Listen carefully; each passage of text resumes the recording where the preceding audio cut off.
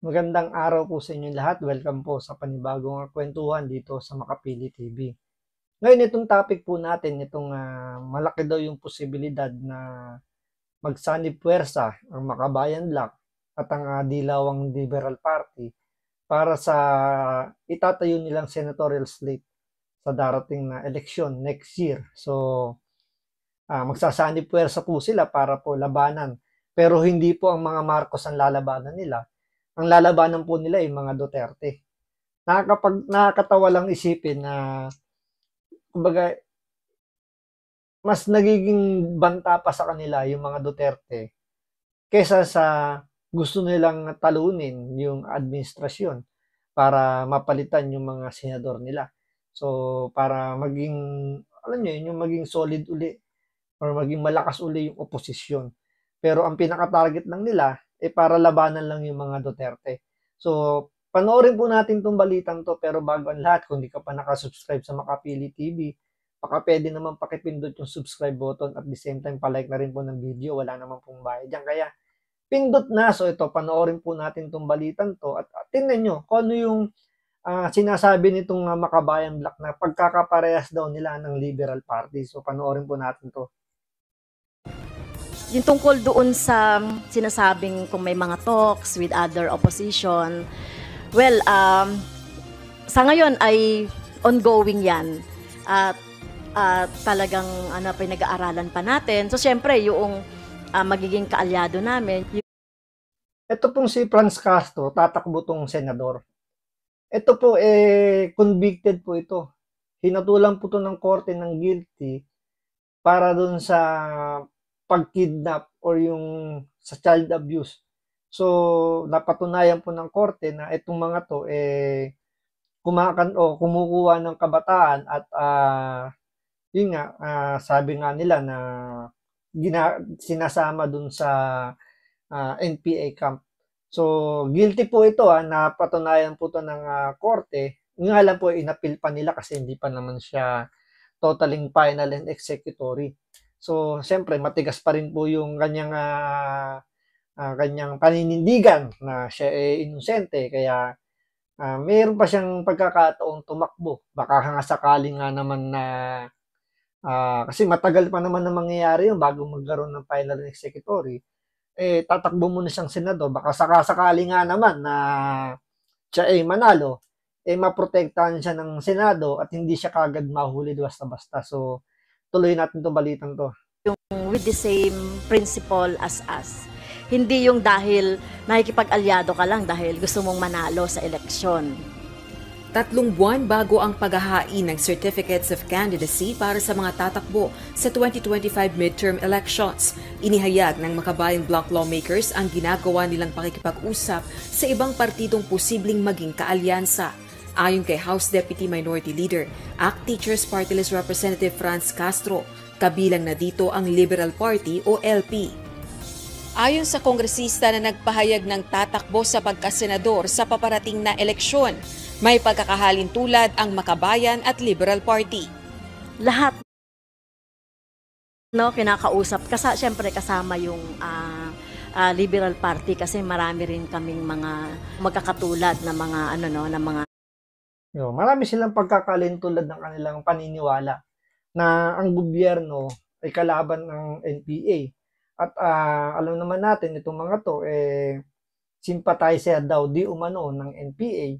At ganun din naman yung Liberal Party na sinasabi nga nila na matagal na panahon pa raw ni Ninoy Aquino nakikipagtulungan na yan sa mga NPA. Kaya nga nung time na 'di ba na naging presidente nga daw si Cory Aquino, 'di ba? Ang daming pinalayang mga NPA yan, mga aktivista na dating hinuli ni Marcos. Kaya nga maraming nagalit na na yun, 'di ba? Maraming nagalit na sundalo nung time na yun. Kaya nga panay nung panahon ni Cory Aquino panay ang kudeta. Kasi isa yun sa kinagalit ng mga sundalo na bakit pinalaya mo yung mga NPA na yan, sila yung pumapatay ng mga sundalo, sila yung mga kalaban ng gobyerno, pero pinalaya ni Cory. So, tama yung sinasabi ni Franz Castro na may pagkakahalintulad sila ng paniniwala na kakampingan nila or parehas sila ng paniniwala na ah, yung mga NPA is kabahagi nila, di ba? At the same time, parehas din sila ng advokasya, yung bloodless war on drugs na ginagawa nila Marcos, na ginawa rin ng Liberal Party. Kaya nga, di ba, lumaganap talaga yung droga nung time na yon. Kasi nga, nabe-baby yung mga sindikato, nabe-baby yung mga halangang kaluluwa. At ang nagiging masama lagi pag may operation, yung mga pulis. Kapag may namatay na mga suspect na involved sa droga, involved sa krimen, yung kagad yung pinoprotektahan nila at ang inilalaglag yung mga pulis. Kabaligtaran ng pangunuhan ni Pangulong Duterte na ang tumitimbwag ay yung mga kriminal, yung mga durugista, pero ang masama yung mga pulis. 'Di ba? Na pino-perform lang nila yung trabaho nila para protektahan, to serve and to protect yung ating mga kababayan. Pero parehas nga sila ng advokasya ng Liberal Party na hindi, kailangan protektahan ng human rights ng mga involved sa droga, yung involved sa krimen, yung mga mamamatay na yan. Sila yung dapat protektahan, hindi yung mga sumusunod sa batas. Parehas din sila na advokasya na i-baby yung mga oligarch na nagpupondo sa mga kumakalaban sa gobyerno, 'di ba? So, 'yun yung pagkakahadin tulad nila na kaya mas sa tingin ko mas pipiliin nilang maging katag team yung Liberal Party kasi hindi sila masyadong mag-a-adjust at hindi naman sila nag-aaway madalas, 'di ba?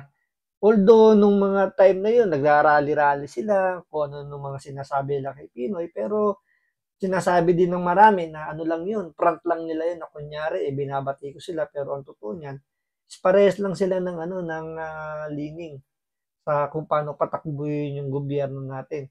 Ano 'yun? Siyempre i-baby yung mga hindi, kumbaga yung mga hindi law abiding citizen, yun yung bini-baby nila. 'Di ba? So, napakalaking kumbaga kasaysayan ang gagawin nitong dalawang to na magsasanib puwersa sila para lang, alam niyo yun, manalo. Hindi yung totoo, maniwala ka itong sinasabi niya na magkaalyansa sila hindi dahil gusto lang nilang manalo. Malaking ano yun, malaking bullshit yun. 'Di ba? Saka naman nakitang tatakbo ka sa politika pero ang isip mo hindi manalo. Siyempre, ang number one priority mo diyan manalo muna, saka na yung ipinaglalaban ninyo.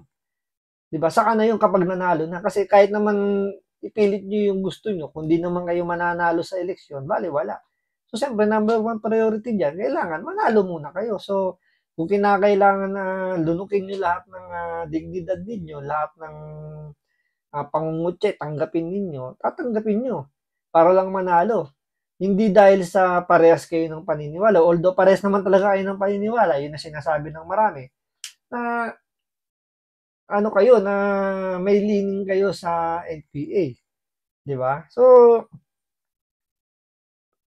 pagdating talaga sa politika, para lang manalo lahat gagawin. Na 'di ba, si Bam Aquino nga na ayaw nga tumakbo ng Liberal Party dahil ramdam niya hindi siya mananalo. Tatakbo siya, pinag-iisipan niya kung sakaling i-adopt siya ng Administrasyong Marcos, may posibilidad na tanggapin niya para lang manalo. So, same thing din dito sa Makabayan Black, na kahit anong political party pa yan, baka nga pag inalok pa nga ng administrasyon niya, baka sumali pa yan. Siyempre, kailangan mo nang manalo bago bumatikos. Pero siyempre, sa palagay ko, hindi naman gagawin yun ng Marcos administration kasi pwede silang pwede nilang isipin na baka nag-aalaga na sila ng ahas na anytime pwede silang tuklawin. Na hindi naman sila pwedeng sumali kay BP Sara kasi si BP Sara itinataob yung mga NPA. Baka madami nga sila sa pagtaob. So, malabong-malabo kung kay BP Sara sila tatakbo. So, tingnan natin kung